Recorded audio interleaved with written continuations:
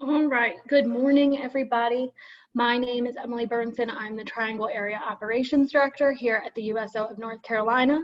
I'll be doing our story time this week, part of our virtual programming. And let's get started. Who's ready to read? All right. This story is called The Invisible Alligators by Hayes Roberts.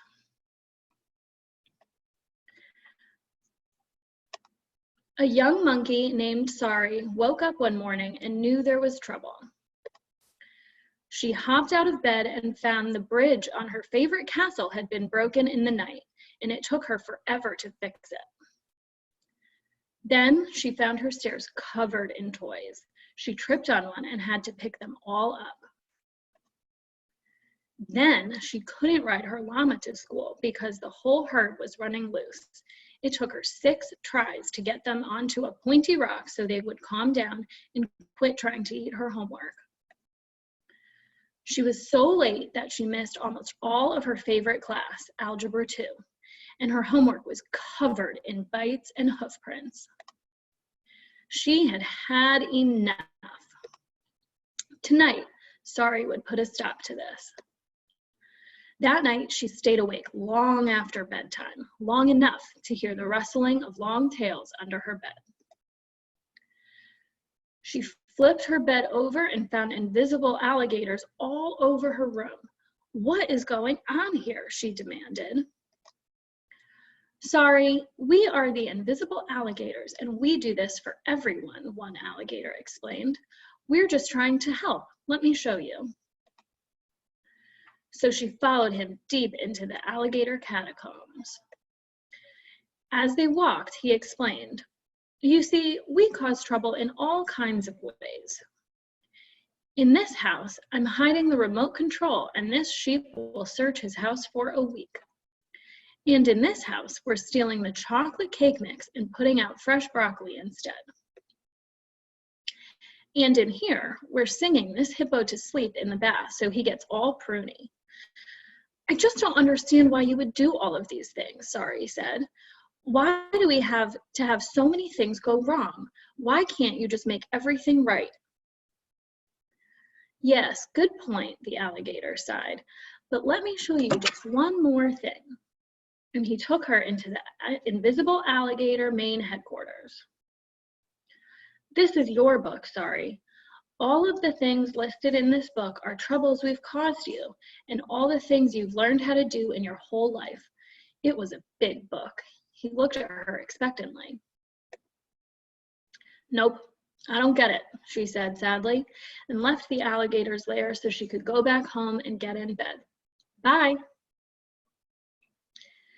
The stairs leading home were covered in rocks. Sari took a moment to pick them all up as she walked so no one would trip and fall. She came to a bridge that was snapped in two, and a herd of wild blue goats, which we all know are very dangerous unless someone knows how to herd them onto a tiny, pointy mountaintop. Sari didn't even have to think. She knew exactly what to do. Fixed the bridge, herded the goats, piled the rocks out of the way in a safe place, and was safely in bed in no time at all, fast asleep, dreaming about Algebra 2. How did she do it? If you're lucky, maybe the invisible alligators will visit you tonight and will cause trouble for you. The end. Okay, so there were some very good lessons in that story.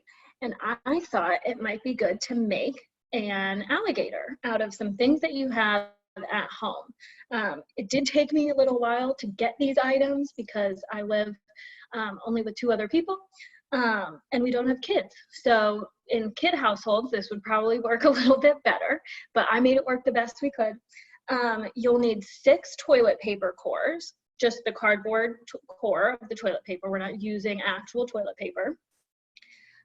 Green paint or markers, green construction paper, or just any type of regular paper, black and white markers or pencils, and then some sort of adhesive, so glue, tape, or staples. I'll use tape and staples. I don't even have glue in my house. So the first step is to paint the toilet paper cores green, like this one here. So the inside is still brown, just like the regular cardboard, but I've painted the outside green. I also painted the paper because, as you can see, part of not living with crafts things in the house regularly, we had limited resources. So I just used regular paper but painted it green. The second step is to cut all of your small pieces. And so what you'll need to cut is 4 little claws or hands or feet, 4 of those, and then 1 tail, and then 1 shape like this, diamond shape for the mouth. And then you'll also need to cut 4 little teeth. What I did, this one already has tape on it, but I created a little white strip here and then cut out all the little teeth and just folded it to make the angle. After that, you'll attach, after you cut all those pieces, you'll attach the teeth to the mouth. I've already attached 3 sets of teeth, and so I'm going to attach the second set here just with a little bit of tape on the fold. So let's see. I'm going to try to make sure I line it up as best I can on the edge. Right, I think I did pretty good. There you go. So now he's got 4 sets of teeth, all at the top and on the bottom on both sides. The next thing to do is to attach the toilet paper cores together. At this point, you should have 6 toilet paper cores. Let me see here. I've got 6. 2 I've already attached together. I'm going to be using staples because that's the easiest thing for me to do. I've already attached these 2 together. So I'm going to attach the third. And you're going to attach all 6 together. Got that one.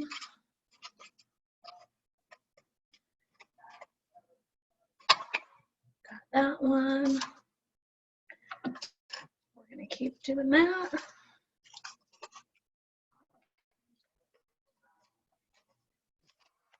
That. Oh, that one I missed. Got it. And then on the other side,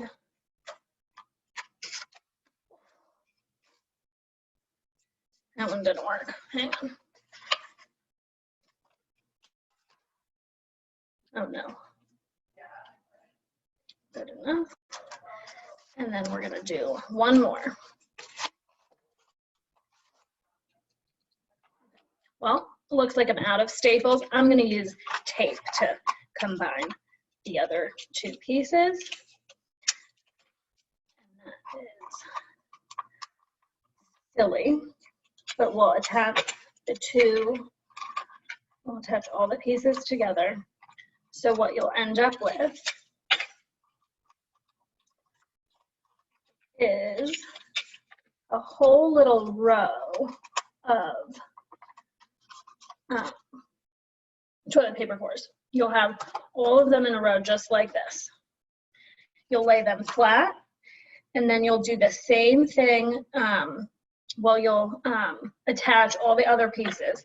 So you'll attach the tail. And so I'm going to do this with tape. I was planning for it to be done with staples, but you just got to make it work sometimes, you know. So I'm going to tape the tail on, and now you see the tail. And then we're going to attach all 4. I've got these 4 little sets of claws or feet or hands, whatever you want to call them, and you're going to attach them to the toilet paper cores as well, just along the top of each, 2 on each side. So I've got 2 on already. You can see how this is going. Okay, got 2 more to go, and it is so cute. It's really starting to come together. So let's see. I got the third foot on, the last piece of tape for the other foot.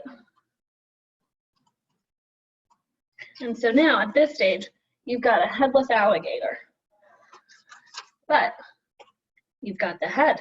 So you've cut this into a pyramid shape. You've got the teeth all on there.